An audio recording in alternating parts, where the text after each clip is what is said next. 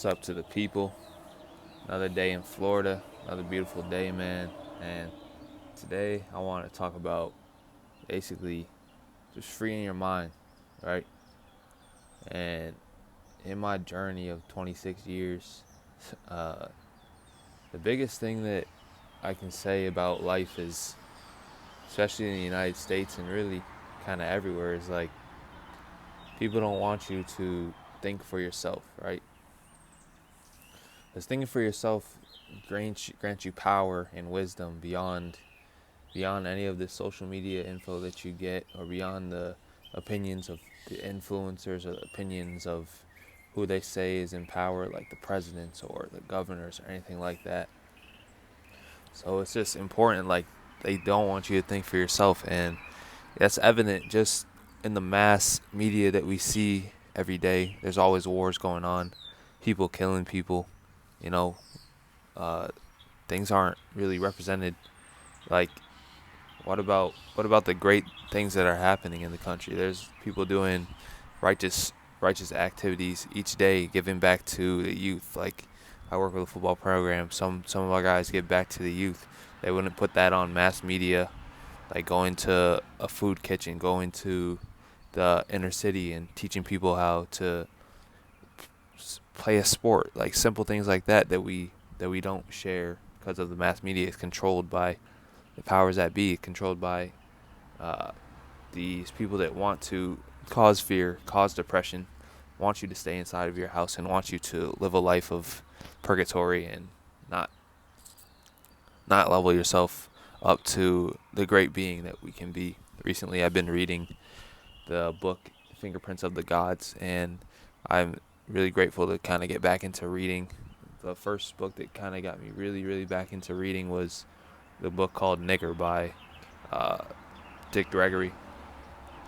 Richard Gregory. He was a comedian around the 50s, around the time of Malcolm X, the great Malcolm X, that was shot down for speaking his mind and trying to unite the black people. And really, once he started to realize that the nation that we live in is not only a black problem, it's not only a oppression of the black problem, it's an oppression of the everybody problem, right? Once he started to realize that, Elijah Muhammad, who was his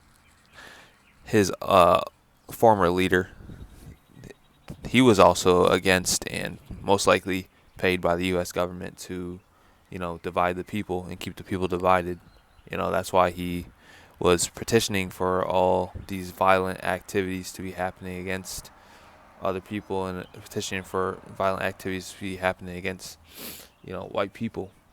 Once Malcolm X really started to realize and gain a following for not only the black rights, but also white rights in America, and just the human, looking at the human in general, um, he really started to pick up hatred, and that's quickly what ended up being his demise, is that he was starting to unite people on a wide national basis, and even taking his trip to Mecca, taking his trip to Egypt, where he prayed to the Egyptian gods. He was among the fast. He was enlightening his mind, enlightening himself, and with already being in the spotlight, and then pursuing more enlightenment, pursuing more education.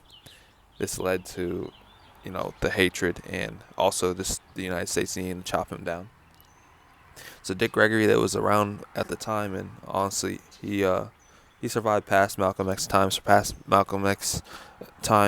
Martin Luther King's time. He was he was dead in about, I would say, 2018, I believe, if I remember correct. So he lived to be an older man, and he was very wise. Dick Gregory performed fast for a period of 30 years for people's freedom to see change in America, and I can say that those two people specifically helped change America, to at least be in a state of less oppression. But it's not anywhere close to what it should be, right? Because all people are created equal. We are created equal under the Earth's equator, equated under the Earth's realm, whatever you want to call this realm, right?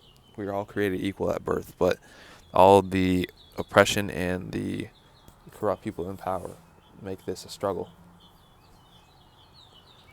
But what I want to say to basically Malcolm X's trip to Egypt as well, and connecting it with the fingerprints of the gods, is how amazing the human race must have been thousands and thousands of years ago. And I'm talking about before the ancient Egyptians, before civilization that they know of, that they say civilization came about, because Egyptologists are most likely paid to say that these truths that they find are um, not able to be argued against, right? These are absolute truths. These are nothing that should be argued against, which is not true, because when archaeologists truly look at the pyramids, they are baffled and almost shell-shocked about how these man-made discoveries, these man-made landmarks could have happened. These are why they are not. This is why they are wonders of the world. Because some of the pillars that are on top of the Egyptian pyramids, especially the Great Pyramid that's credited to the ancient Egyptian pharaoh Khufu, I believe this is the first one. They said the Great Pyramid is attributed to him. The second one is attributed to Khafre, who was his his predecessor, and then the next predecessor was Menkaure, I believe. The third Egyptian pharaoh that they say is credited with the smallest pyramid among the others. But once archaeologists look and see, even such things as the gallery and these pillars that are built above land that are more than 10 tons each, right?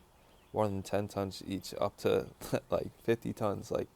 So you just have to start really thinking about how this could have been made, because it would be extremely, extremely difficult for even the present day trucks and the present day um, technology that we have to even lift one pillar.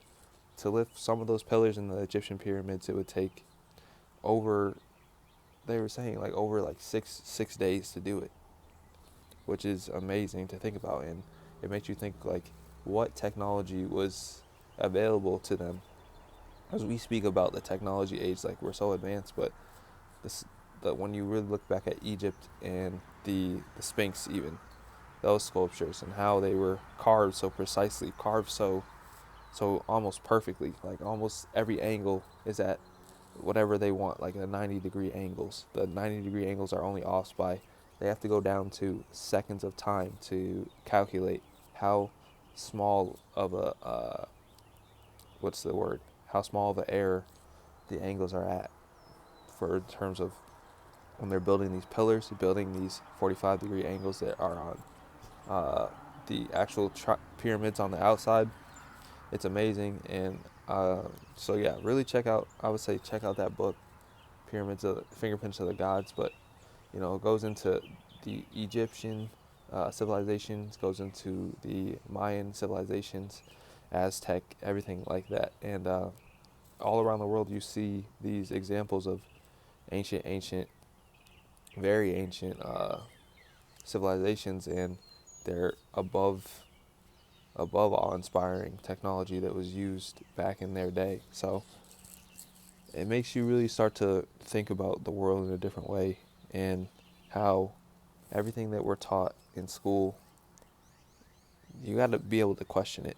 School is a strange ground, and even through all my time in school, I was always questioning, like, why are we learning this history that doesn't really pertain to modern day, right? It doesn't challenge any modern day notions. It doesn't really give credit to who was here first in the lands, right? We say like 1492, United States or the Americas was founded, when there were people already here. If you found a land that was already inhabited, that you should get no credit to finding that land. And then you just take over that land from the people that were already there. A lot of the not conspiracy even, but a lot of the lore is that these dark people that were already on land, right? Me, Africans, not Africans, but I would just say people of color. They were already on land. one of their prophecies was a white man, a white bearded man with blonde hair, right? And he was a prophecy to come to speak to the people and to give them more knowledge on how to live spiritually, how to live in a culture, how to provide for each other and really build civilization. So a big pitfall in history that's honestly really overmarked is that when this white man and showed them that he had left. Like, let's look at the Aztecs in Quetzalcoatl. Quetzalcoatl comes to the land and he shows them all civilization, so they're thriving. And he said, one day I'll be back. If you see me again, that is me. Now, that's in the same age as when later on the Spaniards came from their land up north and basically overran all of the great civilizations that you were to think of, the Aztec civilizations. Came through, killed them, raped them, pillaged, destroyed